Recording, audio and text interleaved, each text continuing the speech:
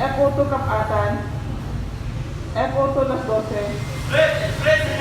F.O.2 Miranges Abades, F.O.2 Rabi, F.O.2 Regidor, F.O.2 Romero, F.O.2 Trillanes, F.O.1 Alcisto, F.O.1 Ayaay, F.O.1 Bukino, F.O.1 Cabigas, F.O.1 Caliso, F.O.1 Castil, F.O.1 Co, F.O.1 Damit, F.O.1 Garcia, F.O.1 Lawan Edsel, F.O.1 Lawan Senya, F.O.1 Magsalay, F.O.1 Nagasan, F.O.1 Arisma, F.O.1 Ora, F.O.1 Ortizano, F.O.1 Ramos,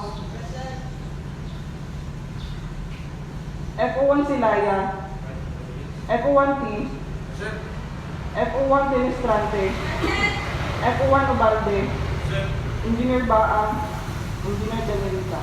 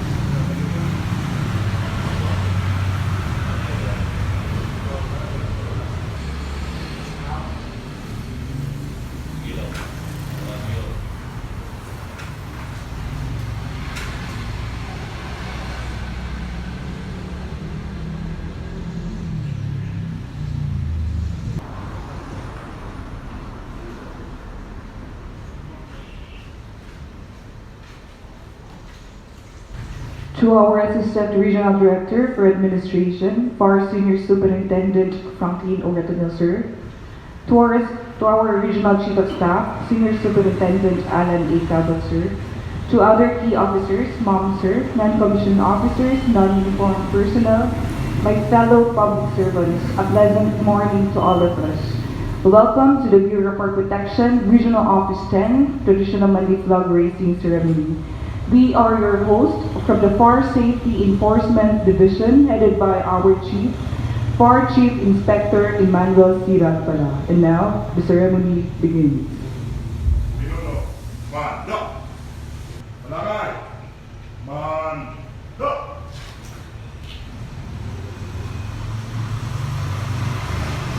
Minuto. Handa na po ang barangay sa pabibigay-pugay sa ating pambansang patawad ng Pilipinas.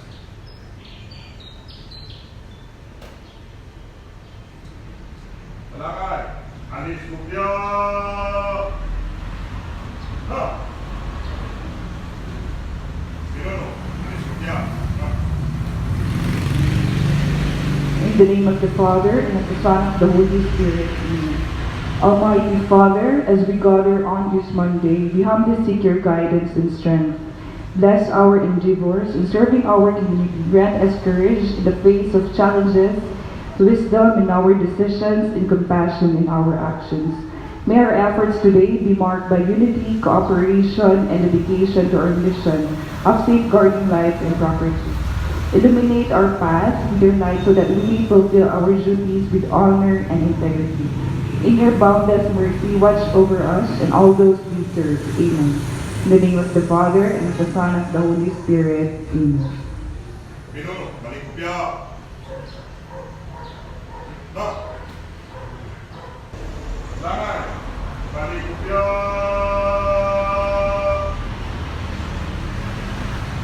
No. Ladies and gentlemen, the Philippine National Anthem. Okay naman. No. Minuto. Okay naman. No.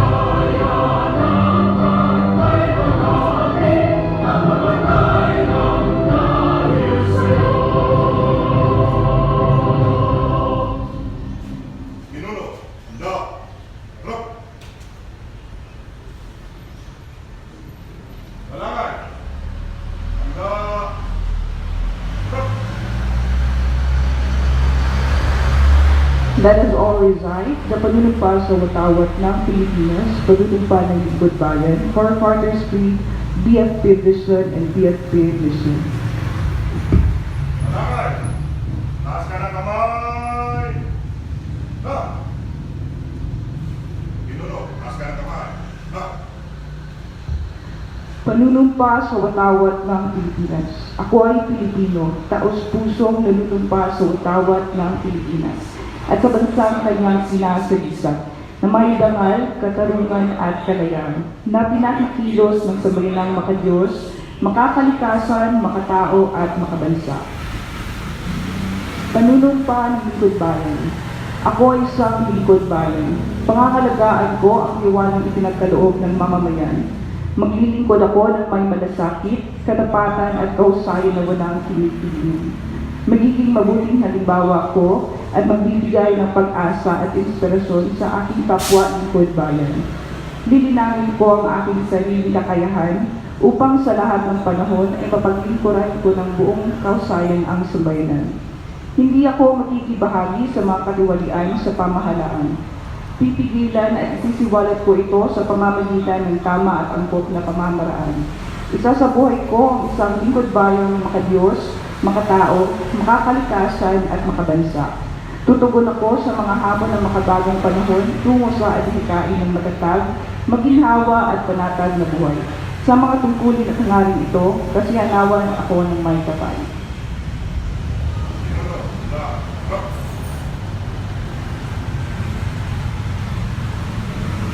Ha!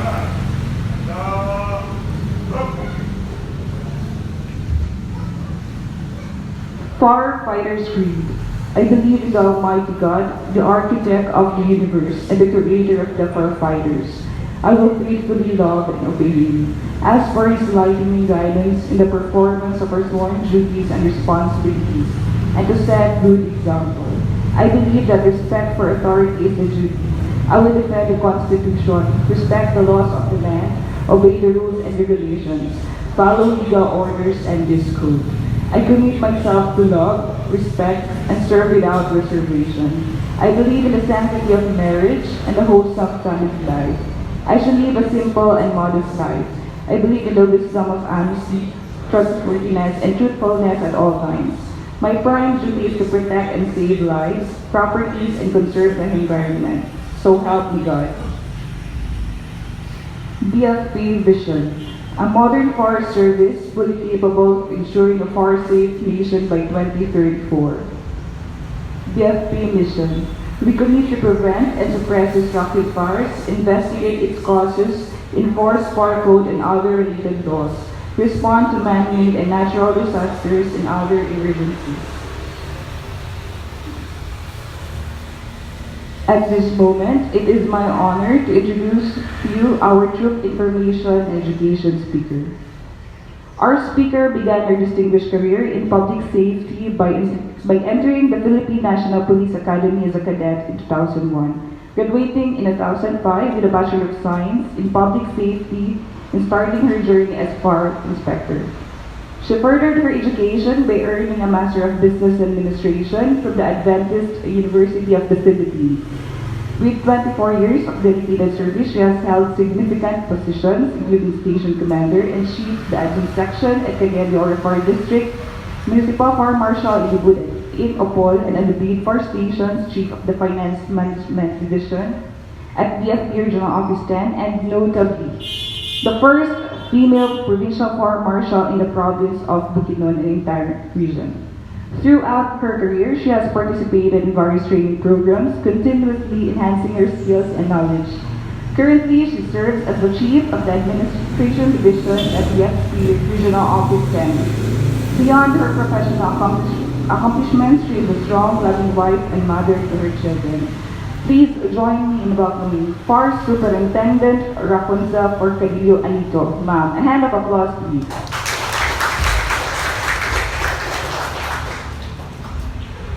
Manakay! Likas! Likas!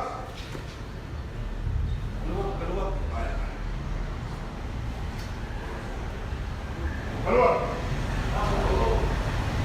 First of all, I would like to Likas! Ikaw. First of all, I would like to take this opportunity to thank our command group, especially Sir Ratonil and RCS, for endorsing me as the chief admin. Many have said that I would be stressed or burned out with this designation. However, I'm glad that I accepted it. I don't take it as a stressor, as my stressor, but rather I take it or viewed it as my challenge, as an opportunity for my growth and development in administrative skills and functions. I would also like to express my gratitude, most especially to the FMD family, admin, and of course the command group. To all of you, the FP family, for giving me, for helping me and for giving me your support, especially giving me time to recuperate during my toughest moments in my life. Thank you so much from the bottom of my heart. For almost 2 years, I've been struggling for my life. The doctor told me, ipakyaw na jud nako ang mga sakit. I have undergone chemo, radiation, and I can't sleep properly. Parts of my body were in pain, always gina siya. I always feel weak and exhausted. Di ko makabangon na ako lang without the assistance of my husband and my children. I have cardiac arrest twice, but fortunately God is good to me. And so here I am in front of you because of His goodness and faithfulness. Those experiences gave me so many lessons in life. It taught me the importance of faith and the power of prayer. Knowing that there is God who is always watching and guiding me, it gives me hope and strength to keep fighting, because there are people who are praying for me and who is believing in my healing. I also learned the importance of love and support of my family and friends. Their presence, assistance, and words of encouragement help me stay positive and hopeful. I learned to appreciate life and the simple joys that we often take for granted. Life is so short. It's better to live in the present and cherish every moment with the people we love and create a lasting memories that will be treasured forever by our loved ones. So let's enjoy life. And of course, trusting God's plan. As we navigate through our challenges and uncertainties in our daily lives, it is easy to be discouraged and be overwhelmed by the trials and problems that we face. However, it is crucial to remember that everything happens for a reason, and that we are all part of the greater plan that is beyond our understanding. At this juncture, sir, let me continue since I am already here, I will continue my administrative announcements or information as your chief admin. I would also like to remind everyone that we have this memorandum circular dated 23 July 2020, the subject of which is defining the extent or coverage of the BFP orders, correspondence, very specific usage and publication. When we say correspondence, it is a written communication in the BFP made to inform, clarify, request, follow up, instruct, explain, and others. There are various forms of correspondence, and the common in the BFP are memoranda, memorandum circulars, notice of meeting, routine slip. Routine slip is the one we use in transmitting memos within the office, divisions, or sections. Another is endorsement, the one we formally use to transmit documents to our higher headquarters. Another is notice of meeting. When we notify the committees of a certain meeting, or formal letters or business letters to other agencies or to other LGUs, not to the LGUs, and reports like SIR, PIR, and final investigation reports. We also have orders. There are two, routine orders and field orders. When we say routine orders, example of that are general orders, bureau orders, admin orders, letter of instruction, special orders, regional orders, mission orders, and field orders. Example of that are operational orders or standard operating procedure or SOP. Likewise, we have plans, no? Determines how the work is done. Example, strategic plan, operational plan, administrative plans, contingency plan, implementing plan, and tactical plan.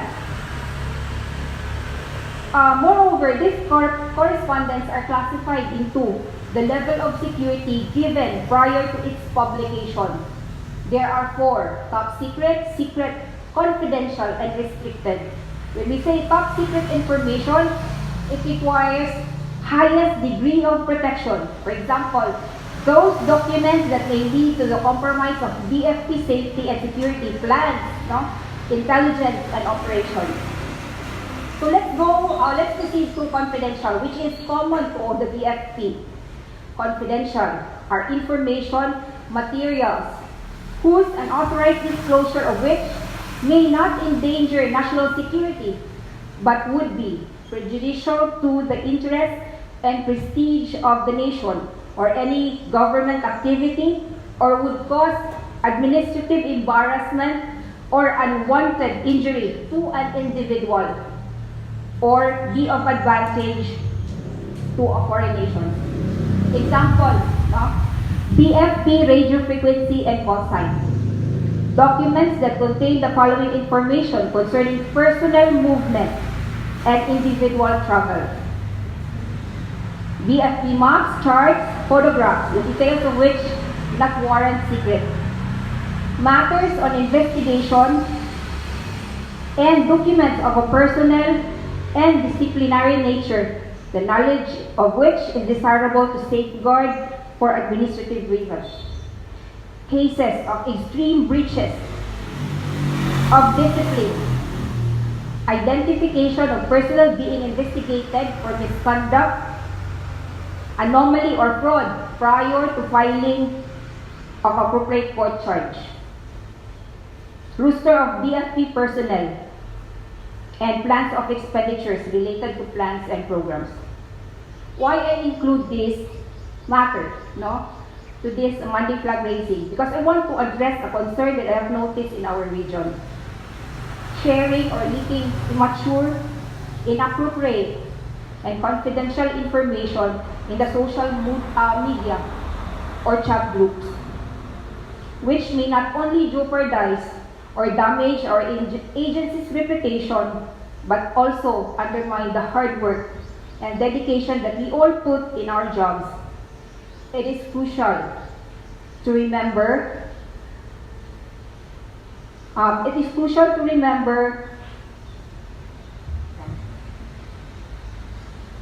to maintain our professionalism and discretion when it comes to our online interactions and communication. Let us consider the potential impact it may have in our agency and colleagues. Let us strive to uphold the highest standard of professionalism and decorum in all our online interactions and communications. So that's all for my administration and information. Thank you very much and good morning. Thank you very much, ma'am, for that insightful message and informative message well for us this morning. To confer the medallion ng papuri to our speaker, may we call in our Assistant Regional Director for Administration, for Senior Superintendent Revenue, sir. Citation reads, this medallion ng papuri is hereby conferred to FAR Superintendent Rapunzel F. Anito, Chief Administrative Division, BFP Region 10, for insightful contribution and commendable procreation education speaker during the traditional Monday Flag Raising Ceremony held on June 24, 2024 at the BFP Regional Office 10. Such display of dedication and commitment serve to inspire and motivate others, contributing to the success of achievement of the BFP's mandates and programs, thereby worthy of recognition and emulation. Given this 24th day of June 2024 at the office of the Regional Director, BFP 10, Gumamela Extension, Carmen Cagayan de Oro City. Signed, Alma Gran Abakahin, MMPA and PSA, FAR Chief Superintendent, DSC, BFP Regional Director. A hand of applause, please.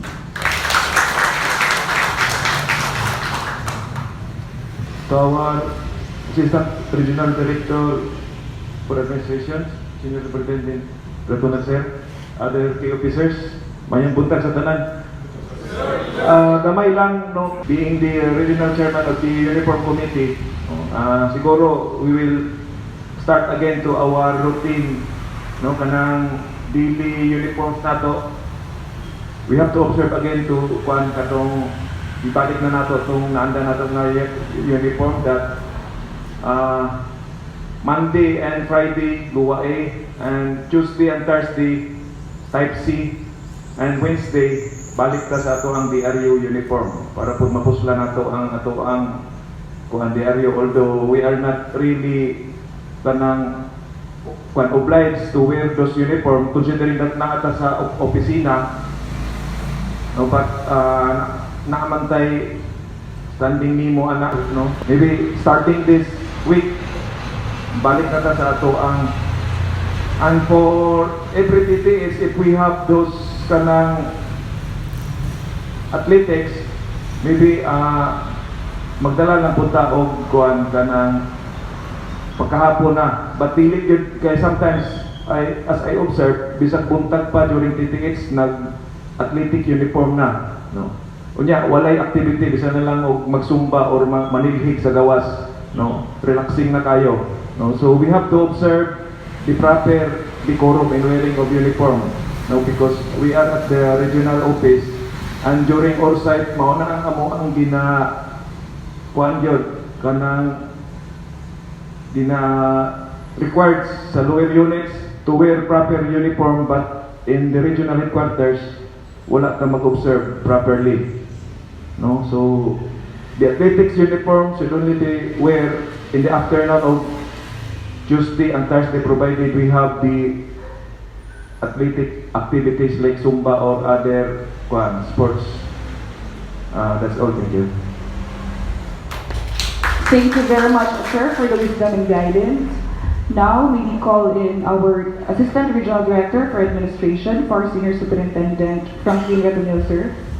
Minuno, stop. Talangan. Stop. Anis Rupia. Stop. Discuss. Tahinga. Luwag. Tuwawa na Eagles Sportive Regional Director, Chief Superintendent Almagra Abakari, ma'am. May buntag sa atong tanan. So maganda yung share ng speaker natin. Binigay ni ma'am is medalya ng Kotoril. Pero na tayo memorandum gikan sa LSQ napulo sa komendisyon aya ang mga medalya. So gihangin na lang yun nga sa July na speaker papuri lang sa pag-August komendisyon na. Pero doon turi kay pareha na gyapon ang points sa medal o sa pirma o sa competition kung si RB ang pirma. So 1.5 kang RB. So permitted nito is cancer survivor. He faced those challenges. So, pasalamat siya sa inyong mga support, mga prayers, and according to our friendship, do not postpone your happiness. So, kung may budget mo mag-travel kayo. In behalf sa atong regional director, for our information as ARDA, our IPCR, reminder of our IPCR. So, bago mong pirma, tanawan yung IPCR, mostly sa interview, hindi siya, nasulman siya, conduct fire safety inspection. So, do not copy-paste your IPCR. Then, yung IPCR, kung saan sa requirement nga para promotion o magandawat sa bonus. So careful sa paggrado sa atong IPCR kay na certain personnel within sa atong dili ko mag-isgot sa Usana City. Ingin sa nga, sir, anong makumapil sa promotion? So, tres back na ko iyang ruan.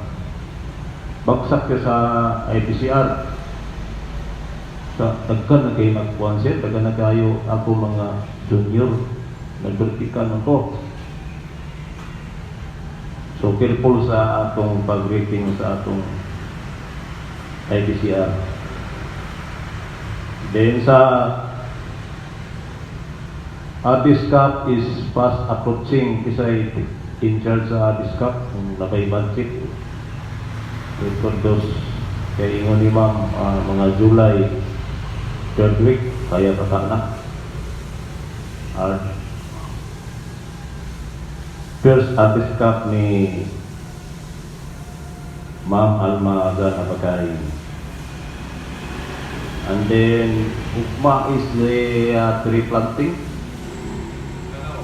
Lanaw. If hindi, isa in charge sa budgeting. Imo mo Wednesday. Ang kuwan, Olympics. Wednesday ka po. Okay, ito ng Luyawa.